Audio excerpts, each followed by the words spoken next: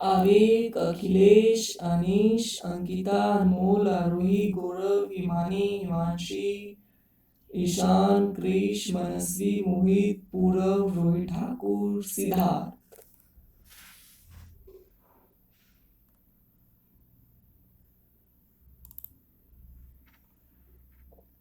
Once again, good morning to all of you.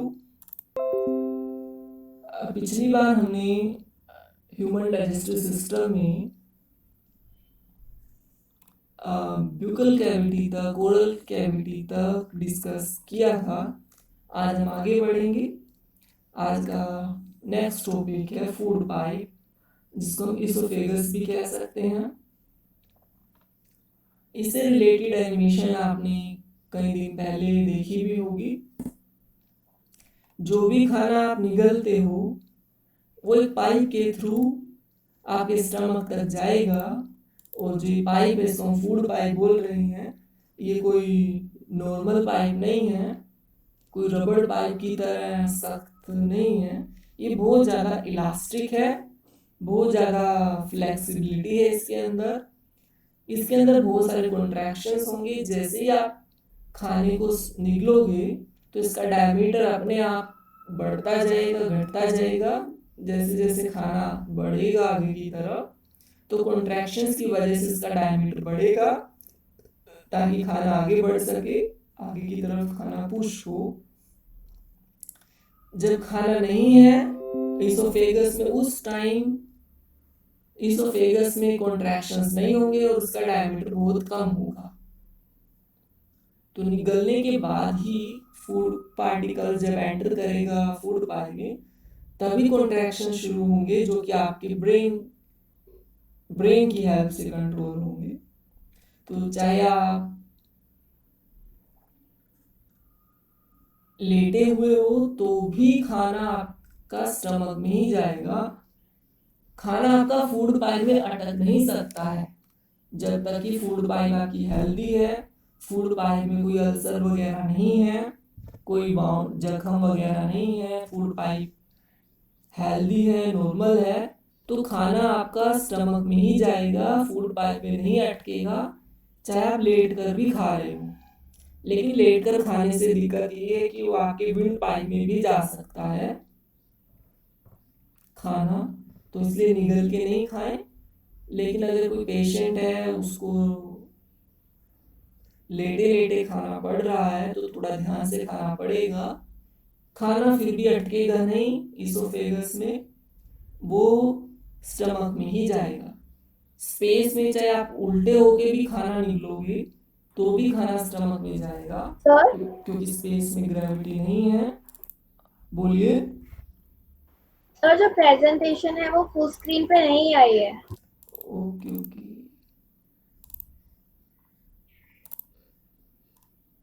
तो जैसे ही कोई कनेक्टिविटी का लॉस हो, स्क्रीन आउट हो, तुरंत आप इन्फॉर्म करें, अदरवाइज क्लास आगे बढ़ती जाएगी। तो जो पार्ट आपका मिस हो गया उसको बाद में आप रिकॉर्डिंग में देख पाओगे। तो जो फूड पाइप है, इसमें हमेशा खाना फॉरवर्ड डायरेक्शन में मूव करेगा, लेकिन वोमिटिंग के टाइम थोड़ा उल्टा हो जाता है।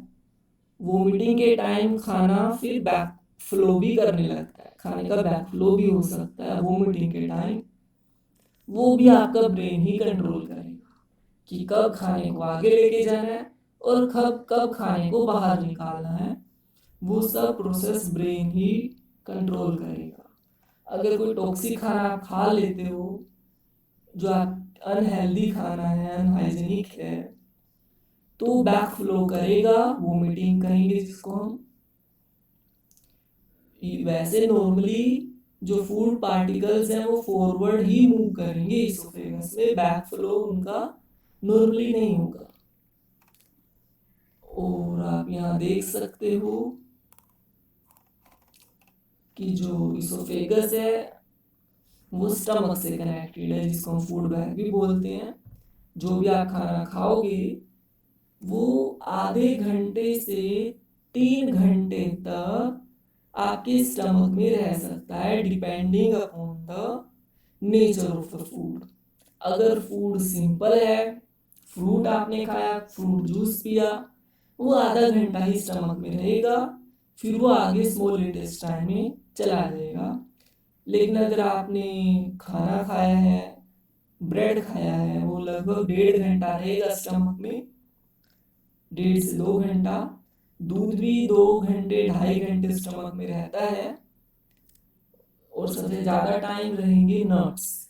जो भी ड्राई फ्रूट आप खाते हो उनका डाइजेशन बहुत स्लो होता है, वो 3 घंटे तक आपके स्टमक में रहेंगे। चाहे आप उनको कितना ही बारीक पीस कर क्यों ना खा लो, तो भी ड्राई फ्रूट नट्स 3 घंटे तक तो स्टमक में रहेंगे ही रहेंगे। तो जितना कॉम्प्लेक्स फूड होगा उतना ज़्यादा टाइम लगेगा उसको स्टमक में ब्रेक डाउन होने में। तो स्टमक में फूड के साथ क्या होगा वो हम आगे देखते हैं। लेकिन एक चीज़ आप यहाँ नोट कर सकते हो कि जहाँ इसोफेगस और स्टमक का कनेक्शन है, ये वाला जो एरिया है, यहाँ पर एक वाल्व लगा होगा जिसको हम स्फिंक्टर बोल सकते हैं। ये जो वाल्व है ये खाने के बैक फ्लो को प्रिवेंट करेगा। इस वाल्व की वजह से जो खाना है स्टमक के अंदर का वो वापिस उल्टा नहीं जा पाएगा फूड पाइप में, लेकिन हाँ फूड पाइप से खाना स्टमक में आ सकता है। तो जो स्फिंक्टर है ये वाल्व का काम करेगा।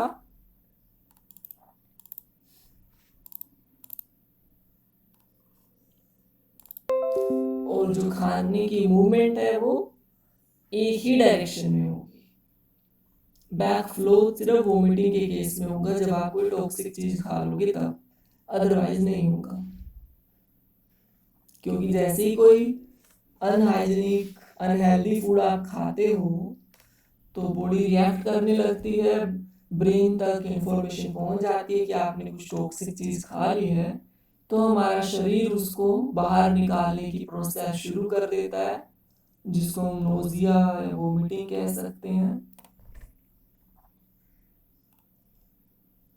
तो स्टमक में खाने के साथ क्या होगा, स्टमक जिसको हम फूड बैग भी कह सकते हैं, ये थिक फोल्ड फ्लैटेंड बैग है जो कि काफ़ी इलास्टिक है। इसका साइज 3 से 4 गुना तक बढ़ सकता है। अगर आप खाना खा लेते हो तो इसका साइज इंक्रीज हो जाता है। 2-3 किलो खाना इसके अंदर स्टोर हो सकता है ब्रेक डाउन के लिए।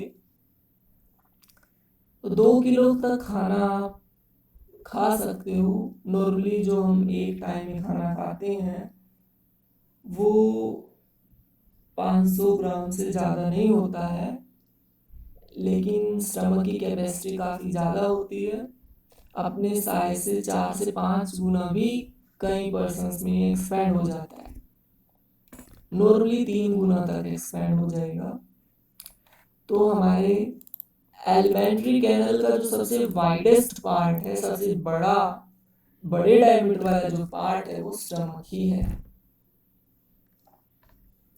स्टमक का डायमीटर बाकी पार्ट से, बाकी ऑर्गन से ज़्यादा ही होगा जो एलिमेंट्री कैनल के अंदर आते हैं। और आप सभी को पता है कि जो स्टमक है उसका जो इनर सरफेस है, इनर लाइनिंग है, उसमें से कॉन्टिन्यूसली सिक्रेट होता रहेगा mucus, hydrochloric acid and digestive juices. तो 3 तरह के सिक्रेशन स्टमक की इनर लाइनिंग से होंगे। एक है म्यूकस, ये वो वाला म्यूकस नहीं है जो कि आपकी नसल कैविटी में प्रेजेंट होता है इन्फेक्शन से फाइट करने के लिए। ये म्यूकस थोड़ा अलग होगा। और हाइड्रोक्लोरिक एसिड भी प्रेजेंट होगा स्टमक में। खाने के तुरंत बाद इसका अमाउंट इंक्रीज हो जाएगा, सिक्रेशन का अमाउंट। जब आप सो रहे होंगे तभी कम क्वांटिटी में ही रिलीज होगा स्टमक में।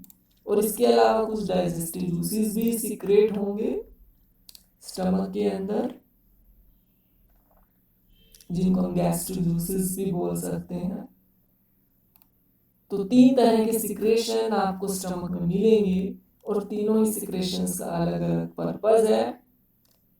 जो म्यूकस है वो प्रोटेक्ट करेगा आपके स्टमक की इनर लाइनिंग को फ्रॉम द एसिड, क्योंकि जो हाइड्रोक्लोरिक एसिड हमारे स्टमक में प्रेजेंट होगा वो बहुत ज़्यादा कंसंट्रेटेड होता है, तो जो आपके स्टमक के अंदर वाले सरफेस को जला भी सकता है, बर्न कर सकता है। लेकिन उससे प्रोटेक्शन के लिए एक लुब्रिकेंट, नेचुरल लुब्रिकेंट आपके स्टमक की इनर लाइनिंग पर हमेशा प्रेजेंट रहेगा, जिसको म्यूकस कह रहे हैं। तो ये प्रोटेक्ट करेगा आपके स्टमक की इनर लाइनिंग को। और सबसे इम्पोर्टेंट फंक्शन जो हाइड्रोक्लोरिक एसिड का है वो ये कि आपके खाने में प्रेजेंट जो भी जर्म्स होंगे, बैक्टीरिया, वायरस, 99.9% तक ये किल कर सकता है। तो जो भी हाइड्रोक्लोरिक एसिड के अंदर बैक्टीरिया एंटर करेगा, वायरस एंटर करेगा, तो ईजिली किल हो जाएगा। तो इसका मतलब ये नहीं कि आप कैसा भी खाना खा सकते हो। अगर आपके खाने में बैक्टीरिया, वायरस ज़्यादा है तो हो सकता है कि सभी बैक्टीरिया, वायरस, सभी जर्म्स किल ना हो पाए हाइड्रोक्लोरिक एसिड से, और वो आपके स्मॉल इंटेस्टाइन में एंटर कर जाएं, जहाँ जाके वो आपको बीमार करेंगे। तो कोशिश करें कि आप ताज़ा खाना खाएं, हाइजीनिक वे से बना हुआ खाना खाएं। अगर उसके अंदर जर्म्स हैं तो हो सकता है हाइड्रोक्लोरिक एसिड उसको किल ना भी कर पाए।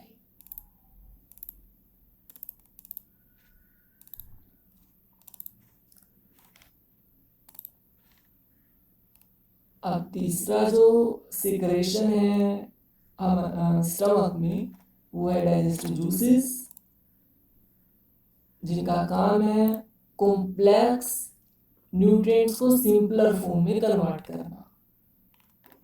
जैसे कि प्रोटीन है, प्रोटीन कॉम्प्लेक्स मॉलिक्यूल है, कॉम्प्लेक्स सब्सटेंस है, तो इसको सिंपलर फॉर्म में कन्वर्ट करेंगे डाइजेस्टिव जूसेस।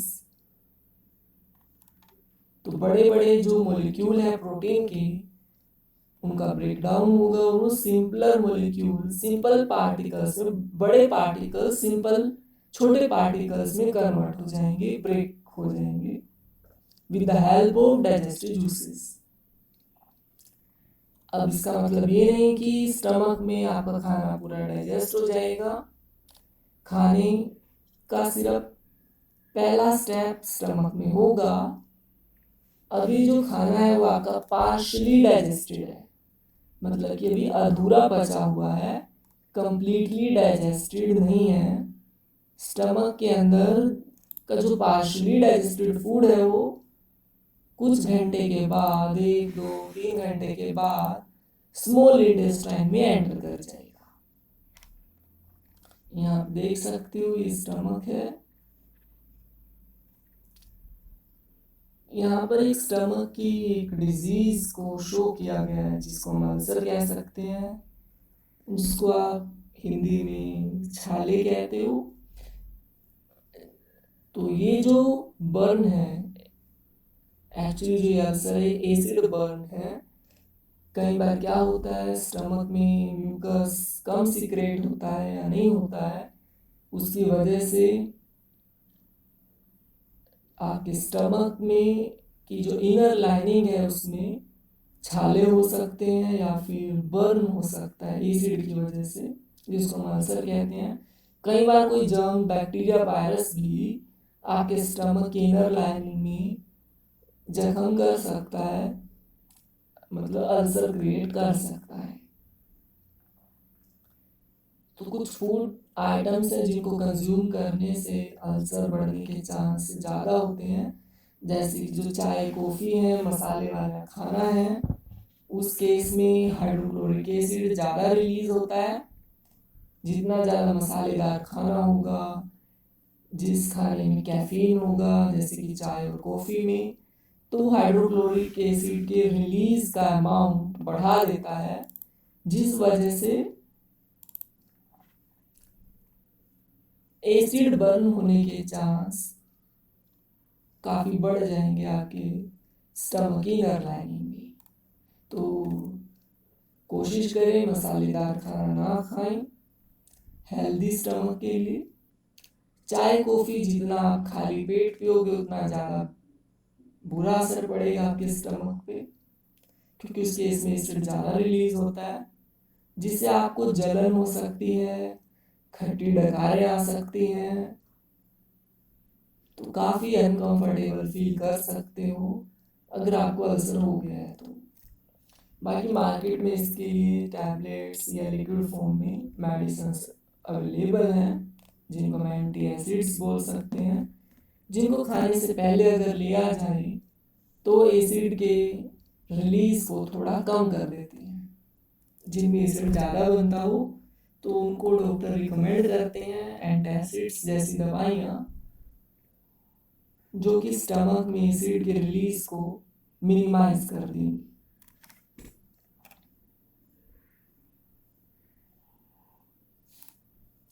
तो उसके बाद अभी हम आते हैं स्मॉल इंटेस्टाइन पर।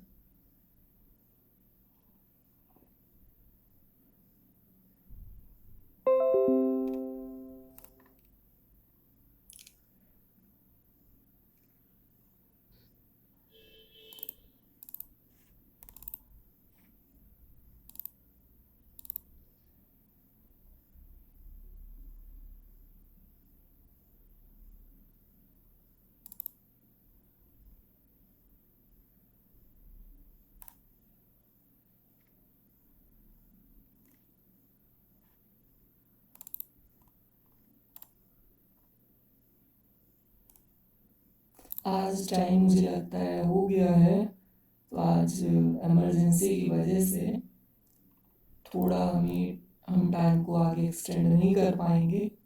तो अभी हम बाकी नेक्स्ट क्लास में डिस्कस करेंगे। तो कुछ बच्चों ने अपनी वीडियो ऑन की हुई है, वो ऑफ रखें। रंजू शर्मा के नाम से एक बच्चा है। तो अभी हम क्लास को यहीं स्टॉप करेंगे, नेक्स्ट क्लास में हम आगे बढ़ेंगे। आरेख मोहंती, अखिलेश पाल, अनीक, अनीश, अंकिता, अनमोल, अर्नव, आरोही, गौरव, हिमानी, हिमांशी, क्रिश, मनस्वी, मोहित, Parul, Purav and Siddharth. Have a nice day. We shall resume in our next class. Now you can leave this meeting. You can send your queries on WhatsApp.